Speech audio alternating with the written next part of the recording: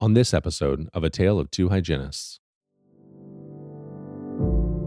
Right, we should be looking more towards this microbiome stewardship, looking at the relationship between the bacteria and not just seeing them all as bad. But we need bacteria, right? We would literally starve without bacteria. We need bacteria to degrade our food, so many functions. And so I think that that's the shift we need to start taking, is looking at, let's call it microbiome stewardship. What are the other pieces of this puzzle that are preventing this hamster wheel we're on with the patient, where we see them, we remove the pathogens, we remove the calculus, and then we send them on their way, and maybe they're good for a little bit. But what they're finding is that even though the actual mechanical removal of calculus suppresses the pathogens temporarily, the pathogenic burden is starting to repopulate and come back to baseline levels within days or months. Yeah, this is a tale, oh yeah, a tale of two hygienists. So there might be only one, bringing the best of dental knowledge, and we do it all with ease. We cover oral health and screening, and preventing gum disease. We're gonna do a lot of learning, and have a little bit of fun working at the dentist. A tale of two hygienists. Welcome back, everyone, to another episode of A Tale of Two Hygienists podcast, episode number 489. In this episode, Jackie and I welcome in friend to the show and longtime listener and supporter, Beth Parkes. We focus the episode on pathologies and adjunctive therapy. Beth has some really great ways to help promote patient health outcomes, which is kind of what we're here for. And she does so in whatever situation you find yourself in, because not every patient is the same, right? So not all treatment options will have the same outcome. So make sure you give this episode a listen to see kind of how you stack up, see the areas that you need to continue to improve upon, and where you excel. So that's it for this intro, short and sweet. So please enjoy this discussion with Beth Parkes. A tale of two hygienists. Listeners, welcome into the interview portion of the podcast. Joined today by Beth and Jackie. Jackie's the one that's coughing back there, coughing up a lung over there. Thanks for joining us today. Sure. Glad to be here, me and my lung. Beth, how are you doing? I'm doing great. I'm so excited to be here. It's funny. So you and I met virtually a couple years ago, and a year and a half ago. I can't remember when it was. And it was, I was surprised by what a weirdly super fan you are of the show, and have been for a long time. It's so bizarre to know that people listen to the show. It is just ridiculous. That's when you, and I have to, I always appreciate humility in people, but I was actually a little bit shocked that you were shocked by that. Like, I've been listening since, I believe, 2017. I don't think I've missed an episode. I think my kids could sing the theme song. Like, no joke. It was made for kids. The theme song was. It was a Phineas and Ferb ripoff. I swear it was. Well, they know it. There you That's go. awesome. Oh my gosh. Well, I'm surprised that you're surprised, and I'm surprised about you being. No, we're not gonna try and one up each other on the show. But I'm very grateful that you're here. You're one of the brilliant people that I know. We have some educational stuff we're going to talk about, but I want to know, first of all, are you nervous about being here, like having listened to the show for so long? I am, I'm trying to act. I've always loved acting. So I'm trying to tap into this cool, calm, collected character. But I mean, when you are a super fan, it's sort of hard to be calm. I have to say that. It's hard. Well, I think, kind of the cadence of the show. We always try and at least give you a softball question at the very beginning, right? Like, it's just like, let's break the ice. So I want to open the show with this first question. And I don't know if you know this. So Jackie has started kind of coming on as the co-host of this. And really, since she's come on, we've turned this into more of like an investigative journalist show now. Oh, And hi. so my first question is, I'm going to have to read this one because it's so serious. Why do you feel like the rules of the road do not apply to you when it comes to jaywalking? We have it on good authority that rather than going up the crosswalk, you just cross willy-nilly wherever you want. That is a false accusation.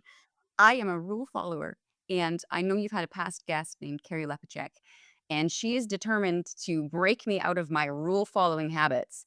We were downtown Toronto, at a conference, the busiest conference we have here in Canada, I would say, well, one of the top ones, and she just wanted to cross the road, just cross the streets of Mm, Toronto without a crosswalk, and I was shocked. I was appalled.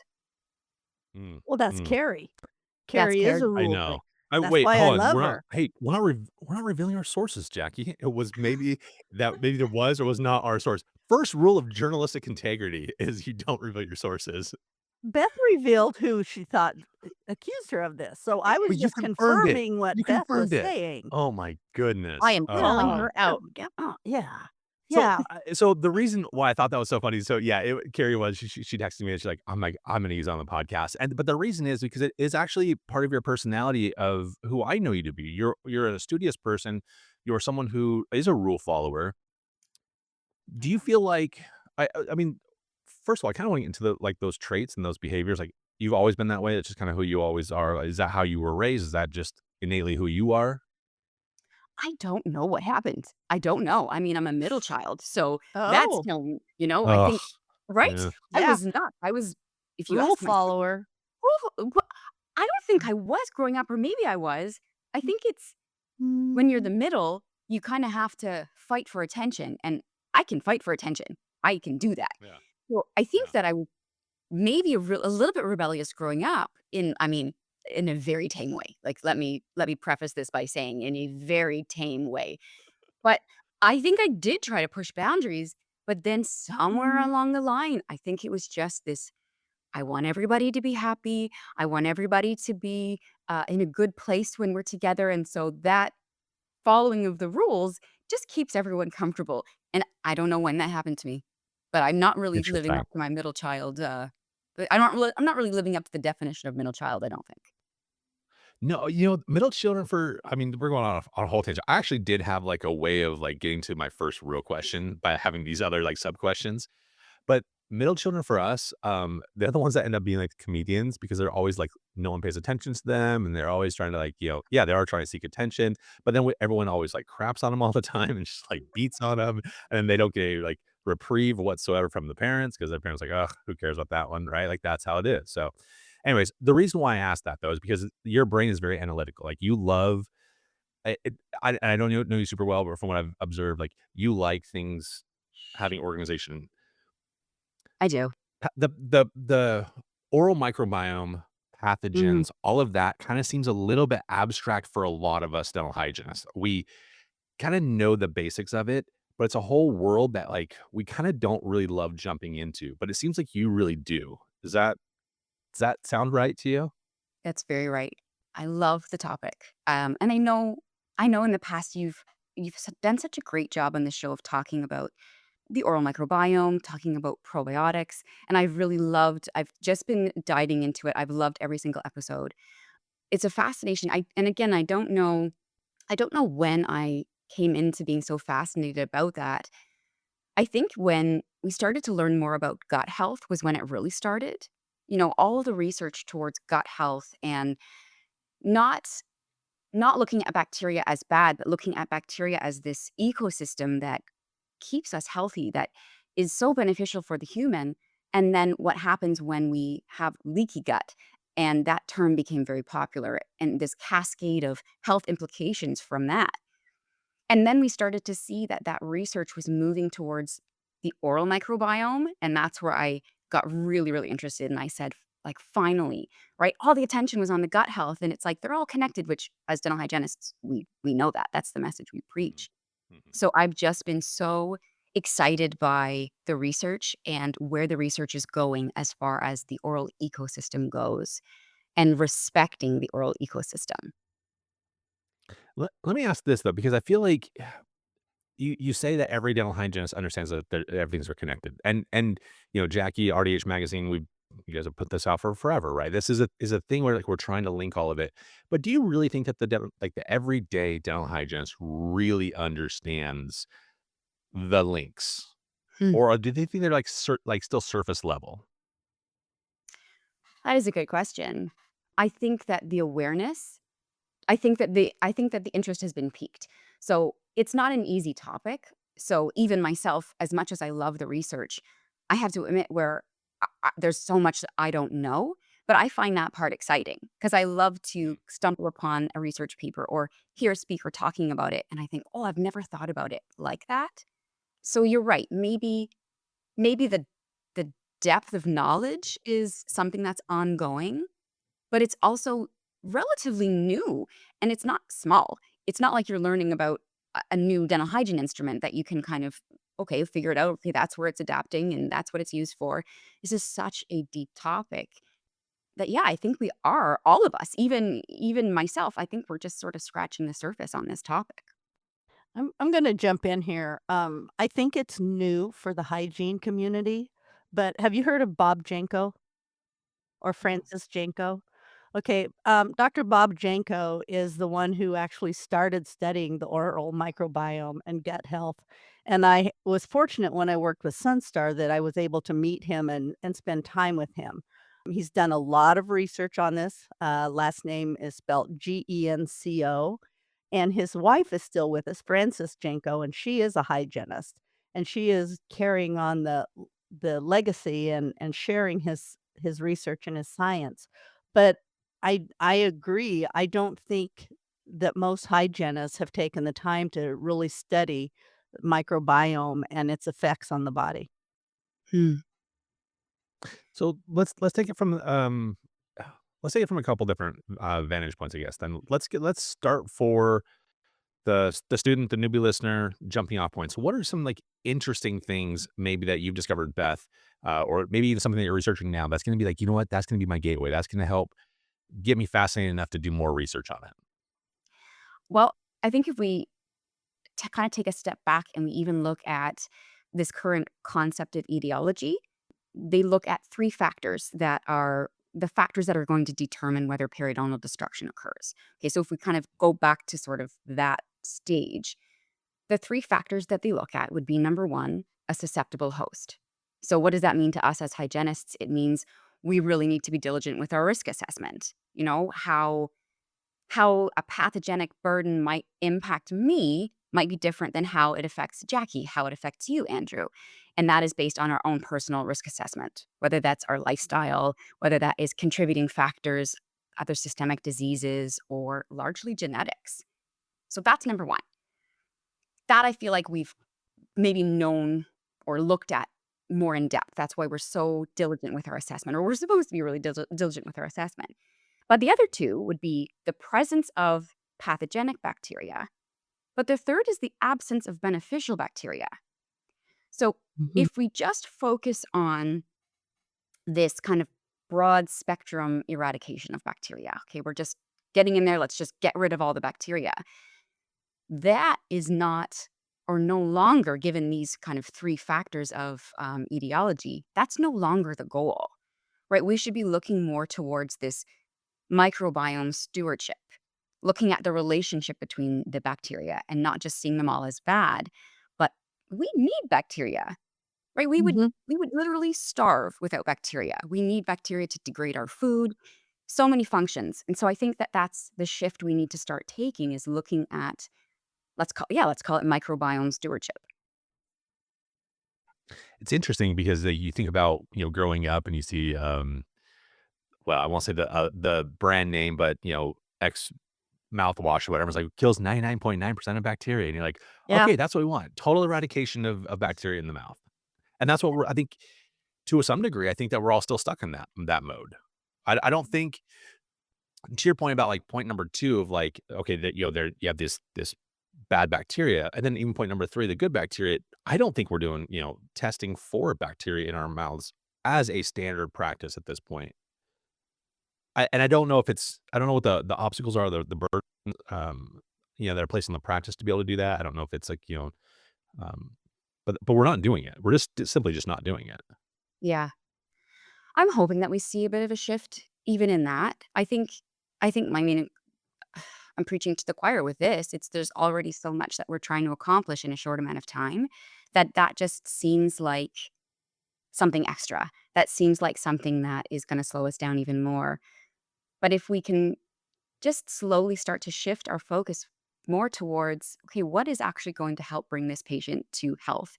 What's going to help us get out of the state of dysbiosis that we're constantly fighting with?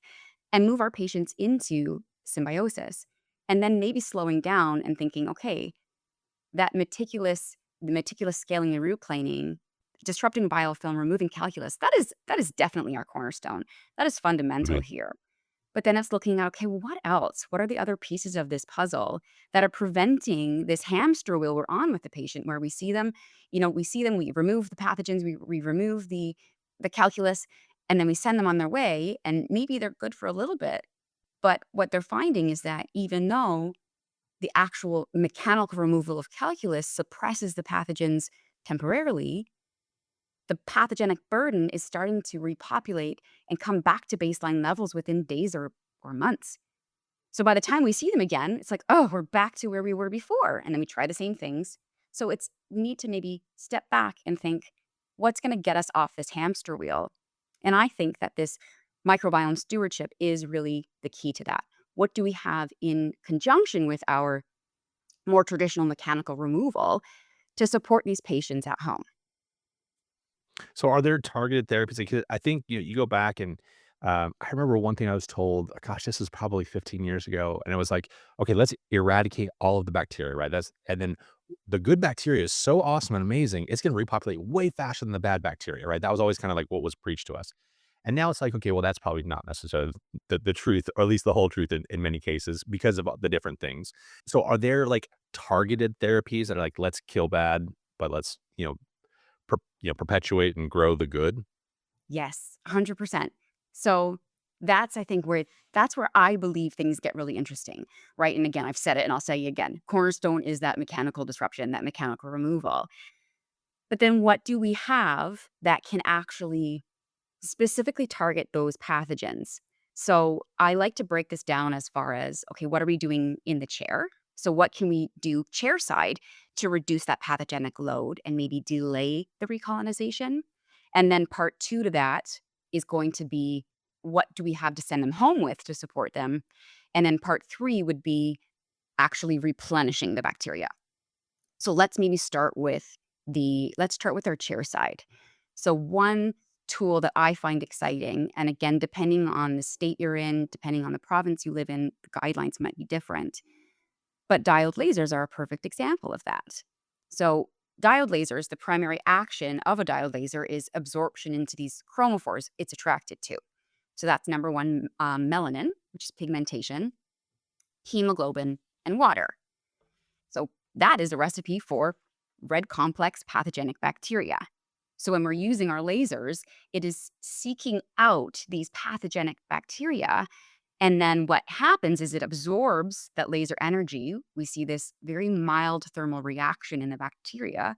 I know you can't see my hands right now, but I'm pretending I'm a little bacteria and I'm growing bigger and bigger and bigger until it explodes. And that's as simple as it is with lasers. Well, lasers are actually very complicated, but if we break it down to a simple analogy, that's what's happening. But as simple as that might sound, it's wild because it's not just interacting with any bacteria. It's seeking out that red complex bacteria. And maybe we lose some of the good guys in the battle, but it's not interested in the good guys. So now they're left in higher numbers. They can start to fight for and compete for space and nutrients and try to become the dominant species. I get a little bit excited about this. You No, did tell great. everyone This I is was a bit of a It's awesome. nerd. fun, and I'm glad Yeah. I can see you because it makes it even more exciting watching your little bacterium blowing up. See, you called it out, Jackie. You said as a middle child, I had to kind of fight for attention, so I became a little bit dramatic, and And because I'm middle and following the rules, I'm listening to everything you're saying. perfect. This is such a great partnership. My eyes can't Sorry, roll any Andrew. harder. Oh, yeah. Okay, so we talked about chair side Mhm. and how do we what do we send them home with? So that's a great question. So now what we've done is we've reduced the pathogenic burden. The other exciting thing about using something like a laser would be we're also delaying that recolonization period.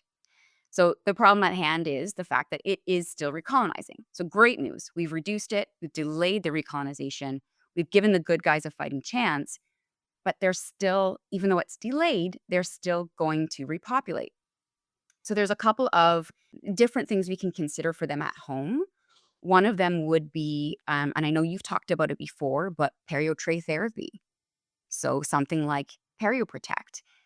Hydrogen peroxide is the gel that is used for this therapeutic treatment. And hydrogen peroxide has been known to be a wound cleanser. It has amazing properties. But the problem with hydrogen peroxide alone is that we need, on a chemistry level, we need time for that to break down into oxygen and water. So the missing piece, if we were just simply irrigating with chlorhexidine following our scaling and root planing, we may see some benefits, but because it's not staying in the sulcus for long enough, we're not getting the full oxygenation benefits of hydrogen peroxide. So what these trays, these custom trays do, they're built with this peripheral seal. So hydrogen peroxide gel, a 1.7%, so very low concentration of gel is placed into these trays. Because of that peripheral seal, what happens is we hold it in there long enough. So the sweet spot is 10 minutes. 10 to 15 minutes is optimal for them to wear these trays at home. But what happens is now we have this breakdown of hydrogen peroxide into oxygen and water. But the seal is creating pressure. So again, basic physics. What happens when something is under pressure? It's going to try to move to an area of lower concentration. So we have oxygen moving, being forced down deep into the sulcus, where again, oxygen is toxic to these anaerobic pathogenic bacteria. So they die. The good news is that the beneficial bacteria can live and thrive in oxygen. So we're finding something with specificity. We're targeting the pathogens, but we're letting the beneficial bacteria survive and thrive and recolonize. So that would be one example. We can also look at different rinses, but I think that tell me what you think in your experience. Do you find a lot of offices will actually dispense products in their offices, or is it more common for them to be sent to the drugstore to kind of find them for themselves? I mean, I think it kind of is. If I'm gonna just like paint everything with a one brush, I would say organized dentistry will have it dispensed in the office, and then private practices generally are more likely to write scripts for the patients to pick up at the drugstore. Okay, so kind of a mix of the two. It's It would be definitely a similar. mix. I mean, Yeah. it really is. I hate to say it, but it's office dependent because that's such a cop out. But it's like I think the ones that are driven by you know understanding like, hey, this is so convenient for the patient that we'll get more compliance with the patient. We really are invested in their health. They're going to dispense it in the office. The ones that are just like, oh, I know this is supposed to be good for you, so go over there and get it. I think those are the offices that are going to probably be more writing scripts. Okay. No, I think that that's probably similar then to it's kind of a mixed situation here in Canada as well, where some have the ability to dispense in their practices and some will. And again, sometimes it comes down to the space available in our practices too, right? But Mhm. I think that the one of the problems I see is it's the patients when we're talking to them when we're saying, "Oh, you should use this and you should avoid this and make sure there's no alcohol in your rinses because of this." And then they're like, "Okay, yeah," they're nodding like, "Yeah, yeah, totally understand. Yep, cool." But then they go to the drugstore and they're looking at just this plethora of options, and then Mhm. they forget everything that we said. And so they're either going for the cheapest one or they're going for the one with, like, the best marketing. And again, we're back on this hamster wheel where we've done everything we can to promote the beneficial bacteria and target the pathogens, but now they're using, like, an alcohol-based rinse, and we're like, "Ah, we're back to square one." So, I don't really I know that it's not as simple as just having all of the products we want in our offices, but having some kind of a system where we're either writing out what one they're supposed to get or being very specific with what we're recommending to them, because we do want to look at what's in their rinses, right? We've got alcohol, which reduces the microbial diversity by about 50%, and it can increase the candida colonization. Chlorhexidine is another example. That's more of a broad spectrum antimicrobial. It doesn't have any specificity. It's just sort of wiping out what's in its tracks. Triclosan, I think we've moved away from that, but that disrupts endocrine function and promotes antibiotic resistance. So teaching them to sort of avoid those ingredients and look for things that contain something, like CPC rinses. So cetylpyridinium chloride is one ingredient that does have specificity to it. So being very strategic about their home care product. So something like periotray therapy is going to help them for the long term because they're wearing it daily. But then it's also looking at the other medicaments that they're using, right? And we can't forget their home care, like offering a recommendation for a power brush, not just saying go home and floss and not looking at the patient specifically. Can they even floss? Can they get floss around their fingers? Can they, right? Or should we be looking at interproximal brushes or something else for them? How do you feel about like pre and probiotics? Love them. So this is sort of that final tier, right? Where I was talking about that replenishment. So that's where we bring in those prebiotics and those probiotics. The probiotics, again, you've done a beautiful job with fantastic speakers on your show talking about oral probiotics. That is where we're literally like replenishing the good guys. Here is a lozenge that you're going to dissolve in your mouth that is going to feed the good guys. So if we think about it like this system, what we've done right now to this point is we've identified risk. Then we've looked at what we're doing chairside. Then we've looked at, okay, what are we sending them home with to support the oral microbiome? And now we're looking at how do we actually feed the good guys? How do we give them a fighting chance to compete for space and fight for nutrients? So that would be the oral probiotics. And then to answer your question, the prebiotics like xylitol. We've got sorbitol, maltitol, erythritol do kind of similar things to xylitol, where they are an oral specific prebiotic. So they're going to enhance remineralization. They're going to reduce dental plaque acidity. They're lowering Streptococcus mutans levels and decreasing dental caries incidences. But they're also increasing saliva, which is called that golden elixir, right? It contains all the things that we need for remineralization. So this whole complete package is really pointing towards this ecologic kingdom that we've now created. I like that. Hey, Andrew, don't you This feel smarter now? This is why we hang out with smart people, my friend. Well, I was gonna say this turned into a little bit more educational than I thought it was gonna be. I thought we were just gonna be like just shooting the breeze and having fun and making, weird jokes and stuff. But Beth, I'm just blown away. This is first of all, thank you for actually preparing stuff for this show. And oh my gosh, it made me so happy.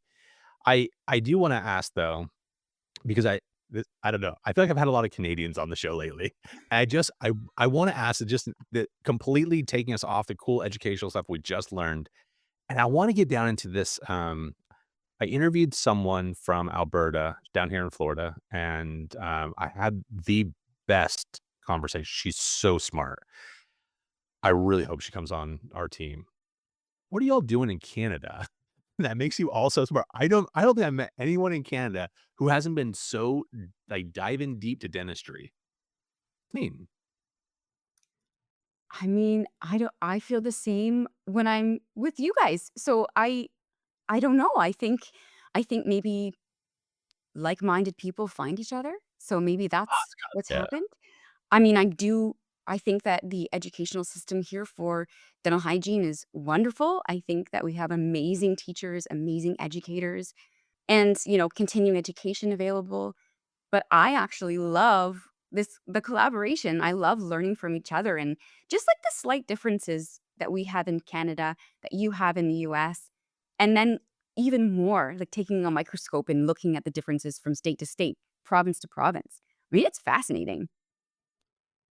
Wait, hold on. That's I didn't interesting. understand what you That's just said. that's Hold on. really interesting. So you're saying that there's differences between states, like not I thought we were talking about more like it's genetic differences and things like that. It's like there's state to state difference and province to province, I guess I was similar more regional referring similarities. to I was more referring to like scope of practice, but we could go there. Oh, I thought you were talking about microscopes, and I was like, "What are you freaking talking about? There's no way that the pathogen makeup is different But based on where you live." but it possibly could be. If you Wow. consider different cultures and different lifestyles and, you know, Yeah. But that's For I going mean, if sure. too we wanna deep for you offend and I, everyone Andrew. But, from that's the yeah, yeah. we can't go that far. That would just those little, exploding moments that you did, that would be Andrew's in my brain if we dove that far down and tried to figure it out. It'd be, "No, mm-mm. Oh It's my a gosh. Friday, we don't have time for I this." was going into a completely different direction, Jackie. I was gonna Oh, were you? offend, like, most of the gu I was, and it was gonna be like, you know how when they had to pull something off the air, they're like, "Beep," like, that's all you would have heard after I did that. Like, it Yeah, would have the been s Gong Show. You can do that. I can't. I'm the new no, kid on the block here. I have to be careful. yeah, you're very professional. Actually, Beth, can you, do you mind plugging some stuff that you do? Because you do a lot of stuff in dentistry. I mean, you're always speaking. You guys got great stuff. What are you up to? Okay, so I do a couple of things. So I do some writing, I do some speaking at mainly the Canadian conferences. I'm part of a really fun show called the RDH View, which Andrew, you were a guest on. I think we're Yes. coming up on a year that you were a guest on our show. So I Yeah. do that once a month. And I'm also the clinical affairs manager for a distribution company here in Canada called Curion. So what that means is I get to work with clinics on a scientific level, which I clearly love, and making sure that they feel confident with what they're using. I do a lot of instrumentation workshops. So that's another passion of mine is instrumentation and helping hygienists to put their kits together and feel really well prepared when it comes to different anatomical needs of their patients. Nice. Would you be interested in speaking down here in the States, or are you, like, hanging out in Canada the whole time? Oh no, of course. I've done virtual courses for the US, but I haven't actually ventured on into some of the conferences. When it comes to like under one roof, I'm kind of like I am a super fan of the show. I feel like I just watch all the pictures and I see all the posts that everybody makes, and it just looks like this big party. And I have extreme FOMO when I'm seeing all of these wonderful pictures. All these people that I just love are there. It's like everybody's there. Well, Jackie, is the call for abstracts open yet? Yeah, the call for abstracts for 2026 just opened. All right, So, I've got to get in there. yeah, I think you need to be submitting something, Beth.